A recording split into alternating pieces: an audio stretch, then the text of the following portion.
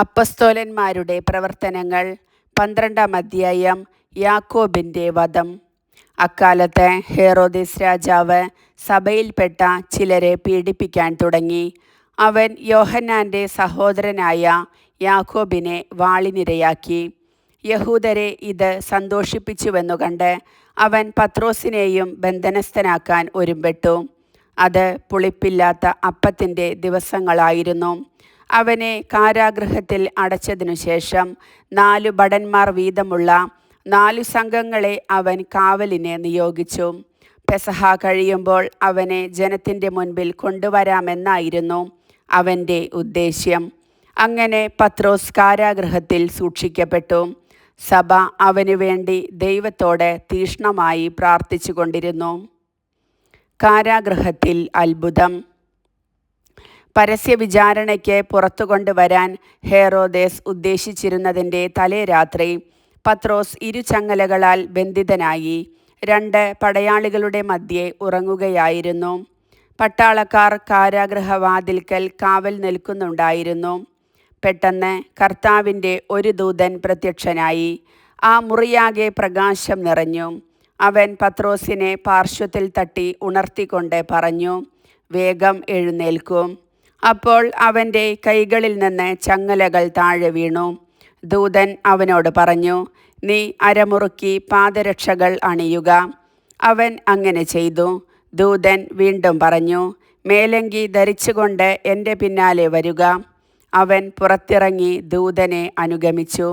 എങ്കിലും ദൂതൻ വഴി സംഭവിച്ച ഇക്കാര്യം യാഥാർത്ഥ്യമാണെന്ന് അവന് തോന്നിയില്ല. തനിക്ക് ഒരു ദർശനം ഉണ്ടായതാണെന്നേ അവൻ കരുതിയുള്ളൂ. അവർ 1-ാമത്തെയും 2-ാമത്തെയും കാവൽസ്ഥാനങ്ങൾ പിന്നിട്ട് നഗരത്തിലേക്കുള്ള ഇരുമ്പു കവാടത്തിലെത്തി. അത് അവർക്കായി സ്വയം തുറന്നു. അവർ പുറത്തു കടന്ന് ഒരു തെരുവ് പിന്നിട്ടപ്പോൾ ദൂതൻ പെട്ടെന്ന് അപ്രത്യക്ഷനായി. അപ്പോഴാണ് പത്രോസിന് പൂർണ്ണബോധം വന്നത്. അവൻ പറഞ്ഞു, "കർത്താവ് തൻ്റെ ദൂതനെ അയച്ച് ഹേറോദേസിൻ്റെ കരങ്ങളിൽ നിന്നും യഹൂദന്മാരുടെ വ്യാമോഹങ്ങളിൽ നിന്നും എന്നെ മോചിപ്പിച്ചിരിക്കുന്നുവെന്ന് ഇപ്പോൾ എനിക്ക് വ്യക്തമായി." ഇക്കാര്യം ഗ്രഹിച്ചപ്പോൾ അവൻ മർക്കോസ് എന്ന അപരനാമമുള്ള യോഹന്നാൻ്റെ അമ്മയായ മറിയത്തിൻ്റെ വീട്ടിലേക്ക് പോയി. അവിടെ വളരെ പേർ സമ്മേളിച്ച് പ്രാർത്ഥിച്ചു കൊണ്ടിരിക്കുകയായിരുന്നു. അവൻ പടിവാതിൽക്കൽ മുട്ടിയപ്പോൾ റോദ എന്ന വേലക്കാരി ഇറങ്ങി വന്നു നോക്കി. പത്രോസിൻ്റെ സ്വരം തിരിച്ചറിഞ്ഞ അവൾ സന്തോഷഭരിതയായി വാതിൽ തുറക്കുന്ന കാര്യം മറന്ന് അകത്തേക്ക് ഓടിച്ചെന്ന് പത്രോസ് വാതിൽക്കൽ നിൽക്കുന്നു എന്നറിയിച്ചു. "നിനക്ക് ഭ്രാന്താണ്" എന്ന് അവർ പറഞ്ഞു. അവൾ വീണ്ടും തറപ്പിച്ചു പറഞ്ഞപ്പോൾ അവൻ്റെ കാവൽ ദൂതനായിരിക്കും എന്നായിരുന്നു അവരുടെ മറുപടി. പത്രോസ് വാതിൽക്കൽ മുട്ടിക്കൊണ്ടിരുന്നു. അവർ കതക് തുറന്നപ്പോൾ അവനെ കണ്ട് വിസ്മയിച്ചു. നിശബ്ദനായിരിക്കുവാൻ കൈകൊണ്ട് ആംഗ്യം കാണിച്ചതിനു ശേഷം എങ്ങനെയാണ് കർത്താവ് തന്നെ കാരാഗൃഹത്തിൽ നിന്ന് രക്ഷപ്പെടുത്തിയതെന്ന് അവൻ വിശദീകരിച്ചു. ഈ സംഭവം യാക്കോബിനോടും സഹോദരന്മാരോടും പറയണമെന്ന് അവൻ ആവശ്യപ്പെട്ടു. അനന്തരം അവൻ അവിടെ നിന്ന് പുറപ്പെട്ട് വേറൊരു സ്ഥലത്തേക്ക് പോയി.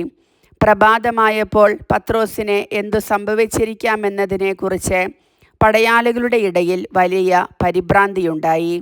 അവനെ അന്വേഷിച്ച് കണ്ടെത്താതെ വന്നപ്പോൾ ഹേറോദേസ് കാവൽക്കാരെ വിചാരണ ചെയ്യുകയും അവരെ കൊല്ലാൻ ആജ്ഞാപിക്കുകയും ചെയ്തു. അനന്തരം പത്രോസ് യൂദയായിൽ നിന്ന് കേസറിയായിലേക്ക് പോയി അവിടെ താമസിച്ചു. ഹേറോദേസിൻ്റെ ദുരന്തം. ടൈറിലും സീദോനിലുമുള്ള ആളുകളോട് ഹേറോദേസിന് വൈരമുണ്ടായിരുന്നു. അവർ ഒത്തുചേർന്ന് രാജാവിൻ്റെ അടുത്തു ചെന്ന് അവൻ്റെ പള്ളിയറക്കാരനായ ബ്ലാസ്തോസിനെ സ്വാധീനിച്ച് സമാധാനത്തിനു വേണ്ടി അപേക്ഷിച്ചു. കാരണം അവരുടെ ദേശം ഭക്ഷ്യസാധനങ്ങൾക്ക് ആശ്രയിച്ചിരുന്നത് അവൻ്റെ രാജ്യത്തെയാണ്. ഒരു നിശ്ചിത ദിവസം ഹേറോദേസ് രാജകീയ വസ്ത്രങ്ങൾ ധരിച്ച് സിംഹാസനത്തിൽ ഉപവിഷ്ടനായി അവരോട് പരസ്യമായി സംസാരിച്ചു. ജനക്കൂട്ടം വിളിച്ചു പറഞ്ഞു, "ഇത് ഒരു ദേവൻ്റെ സ്വരമാണ്, മനുഷ്യൻ്റേതല്ല." പെട്ടെന്ന് കർത്താവിൻ്റെ ഒരു ദൂതൻ അവനെ അടിച്ചു വീഴ്ത്തി. എന്തെന്നാൽ ദൈവത്തിന് അവൻ മഹത്വം നൽകിയില്ല. പുഴുക്കൾക്കിരയായി അവൻ അന്ത്യശ്വാസം വലിച്ചു. ദൈവവചനം വളർന്നു വ്യാപിച്ചു. ബാർണബാസും സാവൂളും തങ്ങളുടെ ദൗത്യം പൂർത്തിയാക്കി ജെറുസലേമിൽ നിന്ന് തിരിച്ചു വന്നു. മർക്കോസ് എന്ന അപരനാമമുള്ള യോഹന്നാനെയും അവർ കൂടെ കൊണ്ടുപോന്നു. കർത്താവിൻ്റെ വചനം.